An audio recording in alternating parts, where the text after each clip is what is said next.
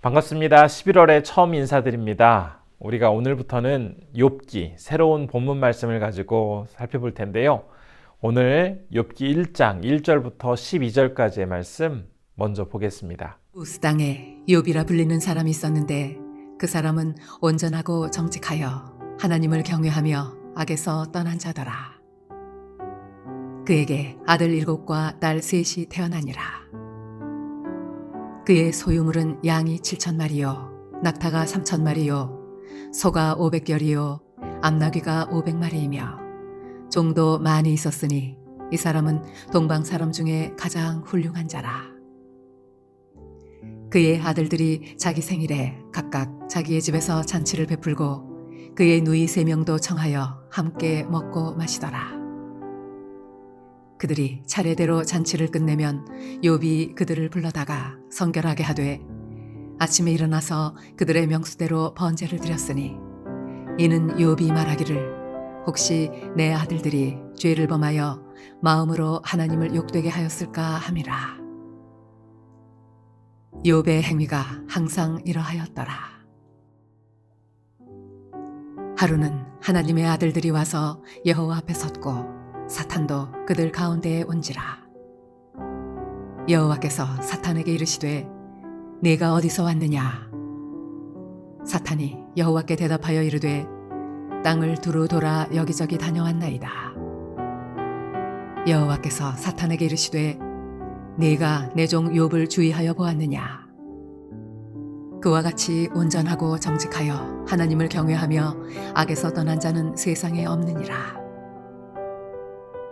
사탄이 여호와께 대답하여 이르되 욥이 어찌 까닭없이 하나님을 경외하리이까? 주께서 그와 그의 집과 그의 모든 소유물을 울타리로 두르심 때문이 아니니이까? 주께서 그의 손으로 하는 바를 복되게 하사 그의 소유물이 땅에 넘치게 하셨음이니이다. 이제 주의 손을 펴서 그의 모든 소유물을 치소서. 그리하시면 틀림없이 주를 향하여 욕하지 않겠나이까? 여호와께서 사탄에게 이르시되 내가 그의 소유물을 다 네 손에 맡기노라. 다만 그의 몸에는 네 손을 대지 말지니라. 사탄이 곧 여호와 앞에서 물러가니라. 이제 오늘부터 시작하는 욥기는 그 내용상으로 우리가 시가서라고 분류를 하죠. 욥이 살던 시대에 대해서 노아 홍수와 출애굽 사이 그 족장 시대였을 것이다 라고 추정을 하는데요. 아마 아브라함과 비슷한 시기가 아니었을까라고 추정하여 말하기도 합니다. 자기 집안에서 스스로 제사장의 역할을 감당했던 그 족장, 바로 욥도 그 역할들을 감당했기 때문입니다.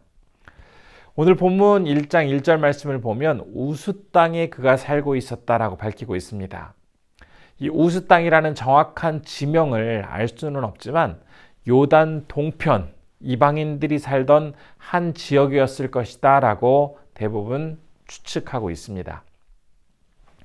그곳에서 온전하고 정직하고 하나님을 경외하며 악에서 떠난 사람이 바로 욥이었는데요. 1절에 나타난 욥의 설명은 그야말로 부족할 것이 없는 모든 것을 완벽하게 갖추고 있는 사람이 욥이었음을 우리가 알도록 해줍니다. 흠잡을 것 없는 신앙, 좋은 인품, 굉장한 성격, 거기에 더해서 2절부터 이어지는 내용 속에는 그의 자녀, 소유 또한 완벽에 가까울 만큼 풍성했다라고 전하고 있습니다.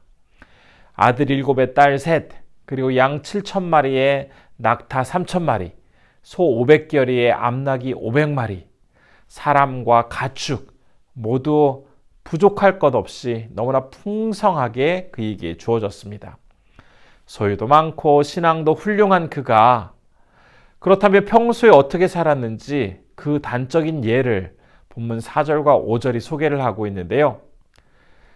그는 아들들이 생일을 맞게 되었을 때 누이를 불러서 함께 잔치를 벌이게 되는데 혹시 그 잔치에서 취해서 실수를 하거나 자신도 모르는 사이에 하나님께 죄를 지을 수도 있다는 생각에 다음날 사람 수대로 번제를 드릴 만큼 정말 죄에 대해서는 철저히 멀리하며 회개하였던 사람이 바로 욥이었습니다.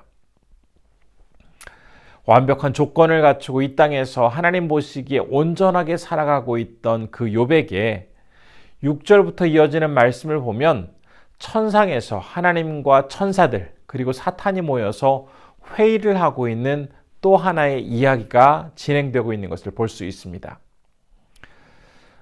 이 천상회의 장면에서 사탄이 하나님 앞에 나아가서 다른 천사들과 함께 있는 이 모습, 어쩌면 굉장히 낯설 수도 있을 겁니다.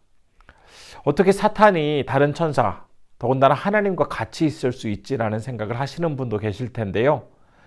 그러나 사실 사탄은 원래 타락한 천사인데다가 지금 이 말씀을 보면 사탄이 하나님보다 더 우월하거나 아니면 하나님과 동등한 선상에 있는 것이 아니라 하나님 앞에선 다른 천사들과 같은 그러한 위치에서 하나님께서 얼마든지 사탄까지도 당신 앞에 세우실 수 있고 제압하실 수 있고 또 사탄과 마귀를 하나님의 권능과 통치 아래에서 다루실 수 있는 그러한 분이 바로 우리 하나님이라는 사실을 이 말씀은 분명하게 설명하고 있습니다. 하나님께서는 세상을 돌아보시고 온 사탄에게 8절 말씀에서 내 종 욥을 주의하여 보았느냐라고 물으십니다. 욥에 대해서 나의 종이라고 부르실 만큼 그를 특별히 여기는 사람이다라고 말하고 있는데요. 그만큼 욥에 대해서 잘 알고 계시다라는 그런 뜻이기도 합니다. 욥이 얼마나 특별한 사람이었는지를 이렇게 하나님이 소개를 하자 그 이야기를 듣던 사탄은 하나님께서 그에게 땅에 넘칠 만큼 많은 소유를 주셨기 때문에 그가 하나님을 경외하는 것이지 만일 그것이 사라진다면 절대로 지금처럼 하나님을 존귀하게 여기는 태도를 보이지 않을 것입니다 라고 대답을 합니다. 그러면서 그의 소유물을 치시면 아마 하나님을 욕할 것이다 라고 장담까지 하는데요. 그러자 하나님께서 사탄에게 뭐라고 말씀하시는지 오늘 본문 12절은 이렇게 밝히고 있습니다. 여호와께서 사탄에게 이르시되 내가 그의 소유물을 다 내 손에 맡기노라. 다만 그의 몸에는 내 손을 대지 말지니라. 사탄이 곧 여호와 앞에서 물러가니라.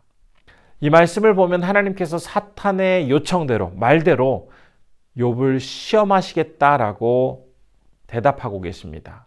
그러면서 단 그의 몸에는 손을 대지 말라고, 즉 그의 생명은 건드리지 말라라고 하면서도 어떤 어려움이라도 한번 욥에게 가져다 주어라 라고 말씀하고 있는 내용으로 오늘 본문은 마무리를 하고 있습니다.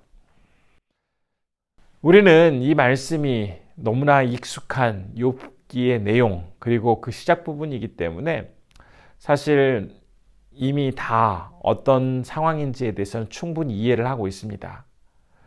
그럼에도 불구하고 오늘 이 시간, 이 아침 시간에 우리 성도님들과 함께 12절의 말씀을 좀 집중해서 살펴보았으면 하는데요. 의롭고 순결하고 하나님만을 위해서 열심히 살아가고 있는 욥에게 하나님은 그의 생명을 해치지 않는 조건으로 아주 혹독한 시련과 역경이 주어지는 그러한 시험을 허락하고 계십니다. 욥은 죄를 짓지도 않았고 잘못하지도 않았고 또 열심히 믿음으로 살아가고 있는 그의 인생에 위기를 허락하시는 그 하나님. 과연 우리 하나님은 어떠한 의도를 가지고 지금 이러한 일들을 펼쳐가고 계시는 것일까요? 하나님의 시험은 욥에 대한 심판, 미움, 어떤 처벌의 의미가 아닙니다. 아까 살펴보았던 것처럼 8절에서 나의 종이라고 그를 부르신다라는 것은 그의 겉모습뿐만 아니라 속마음을 너무나 잘 알고 계시기에 그를 자신 있게 나의 종이라고 이야기하실 수 있었고 또한 그 이후에 이어지는 그 칭찬의 말씀 속에서는 하나님께서 얼마나 그를 신뢰하고 계신지 그에 대한 그의 믿음의 확신을 하고 계시는지를 잘 나타내 보여주고 있습니다. 그래서 사탄이 아무리 욥을 흔들고 위협하고 그에게 고난을 준다 할지라도 절대로 그의 의도대로 그렇게 쉽게 넘어가고 굴복하는 사람이 아니라는 것을 너무나 분명하게 알고 계셨기 때문에 그래 좋다. 그럼 어디 한번 내 마음껏 욥을 흔들어 봐라. 아마 내 뜻대로 그렇게 쉽게 되지는 않을 걸이라는 마음으로 욥에게 시험을 주도록 허락하신 것입니다. 우리도 이 말씀처럼 살다 보면 열심히 신앙생활하고 잘못한 것도 특별히 없는데 인생의 고난과 역경 그리고 시험을 당하는 그런 사람들을 보거나 아니면 지금 우리 성도님들 또 그리고 제가 그러한 사람에 해당될 때가 있습니다. 어려움이 찾아오면 하나님께 원망 섞인 말로 따지기도 하고 참 크게 절망하기도 하지만 분명히 기억해야 할 중요한 사실이 있습니다.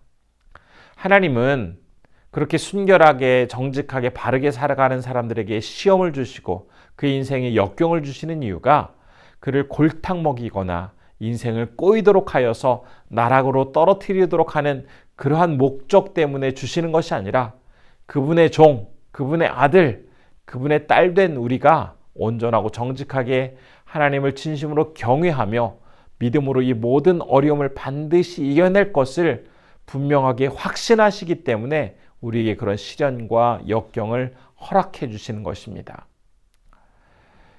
이 시간 너무나 잘 알고 있는 고린도전서 10장 13절 말씀을 다시 한번 제가 읽어드리겠습니다. 사람이 감당할 시험 밖에는 너희가 당한 것이 없나니 오직 하나님은 미쁘사 너희가 감당하지 못할 시험 당함을 허락하지 아니하시고 시험 당할 즈음에 또한 피할 길을 내사 너희로 능히 감당하게 하시느니라.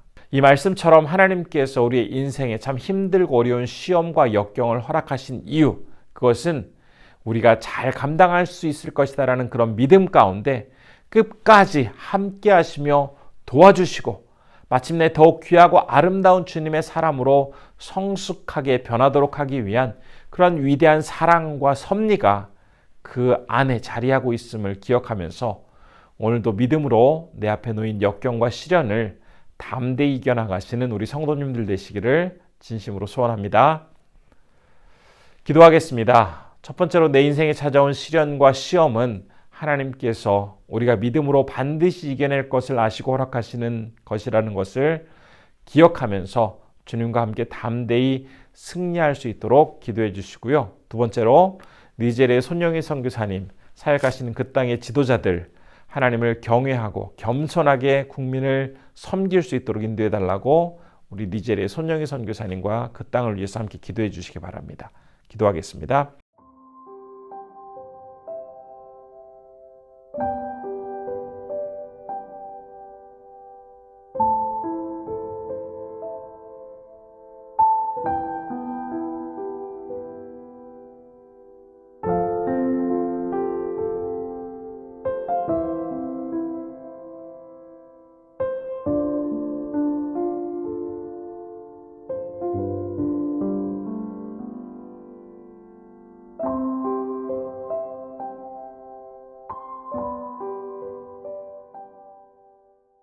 좋으신 아버지 하나님, 오늘 말씀을 통해서 주님 앞에 정직하고 순결하고 바르게 살아간 욥에게 시험을 허락하시는 이유는 그를 힘들게 하고 그에 대한 어떤 심판의 의미가 아니라 하나님께서 너무나 그를 잘 아시기에 굳건한 믿음과 그에 대한 신뢰를 바탕으로 한 하나님의 섭리를, 하나님의 은혜를 나타내기 위한 하나의 귀한 방편임을 알았습니다. 혹시 우리 가운데, 우리 성도님들 가운데 참 바르고 열심히 살았지만 어렵고 힘든 시련을 당하시는 분들이 있다면 그 가운데 하나님께서 굳건히 신뢰하시고 믿어주시고 또한 주님께서 꼭 붙잡고 나아가는 이러한 주님의 신실하심을 기억하면서 다시 한번 믿음으로 이 모든 역경을 담대하게 이겨나갈 수 있도록 주님 붙잡아 주옵소서. 오늘은 니제리아에서 사역하시는 손영희 선교사님을 위해서 기도합니다. 그 나라의 지도자들 겸손하게 주님을 바라보게 하시고 정말 성심성의껏 백성들을 위하여 애쓰고 노력하는 그러한 지도자들이 될 수 있도록 니제리아 땅에 은혜와 하나님의 사랑을 온전히 부어주시옵소서. 오늘도 우리 성도님들 하루를 지낼 때에 건강으로 인도하여 주시고 어느 곳에서나 하나님께만 영광 돌리는 소중한 삶을 살아갈 수 있도록 지켜주시길 원하오며 예수님의 이름으로 기도드립니다. 아멘.